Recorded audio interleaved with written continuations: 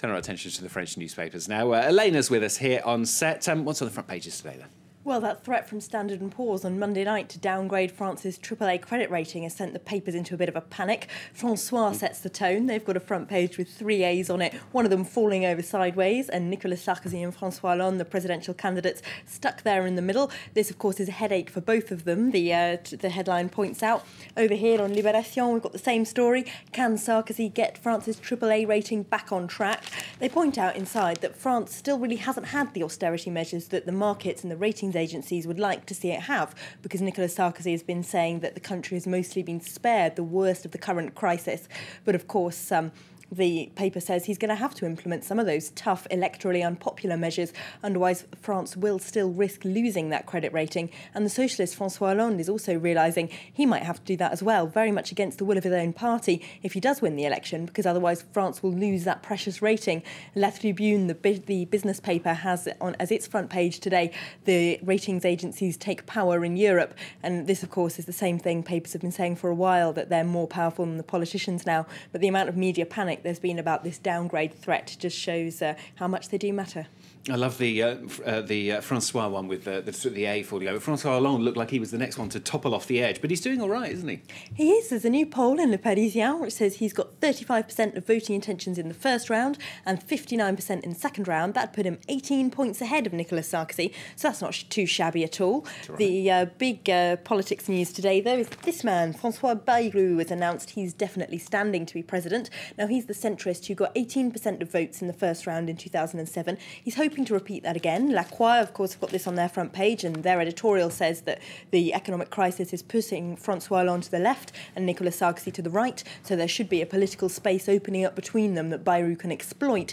They're not necessarily confident he'll be able to, though. At the moment, he's only got about 9% of voting intentions. Voters are being ignored by all the candidates, though. This is, according to Le Monde, it's a little surprising, I would have thought. Well, I don't know. I'm not surprised, actually. It says that it's called the deaf anger of the invisible French. What they're talking about is the people who live in the suburbs that are, impoverished suburbs of big cities like Paris, people who live in council housing, areas that have been suffering with high crime rates and high unemployment for years, people that never really saw any benefit from the economic boom of the last decade. They say 40% of French voters say they don't identify with either the left or the right. And the people concerned by this, really, are those who would once have called themselves working class, but who, the factories that they once worked in no longer exist or have been delocalised to China and so on. So there's high unemployment among those groups. And Le Monde says both politicians, both of the main parties, are ignoring them. Their policies are playing to a metropolitan elite who really are not suffering quite as much economically, whereas those in the worst unemployment areas are being ignored. It's an interesting story also today in Les Echos about one of the groups who politicians are paying most attention to, and that's French people living abroad. Apparently there's 2 million of them. They have their very own MP as a result of an innovation at the last election by Sarkozy, and both the Socialist Party and the UMP apparently are campaigning in London and New York to get French people living there to register and vote in this election. Of course, they are a completely different demographic to the people in the suburbs. They overwhelmingly are university educated, have professional jobs, they're multilingual, they've got several passports. So they, if anything, are what might typify metropolitan elite. So the paper says it might not necessarily be the best electoral strategy to try and win them over, but both main parties think that they're an important demographic.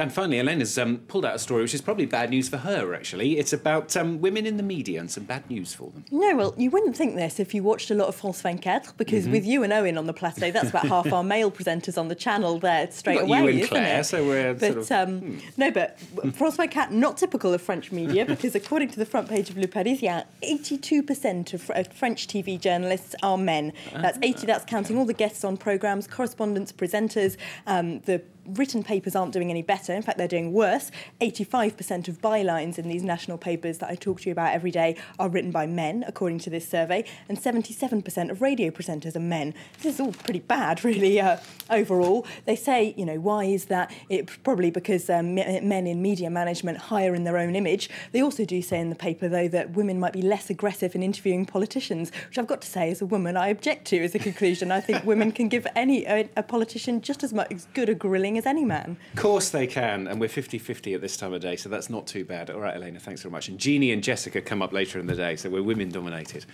That's the newspaper review for the moment here on France 24.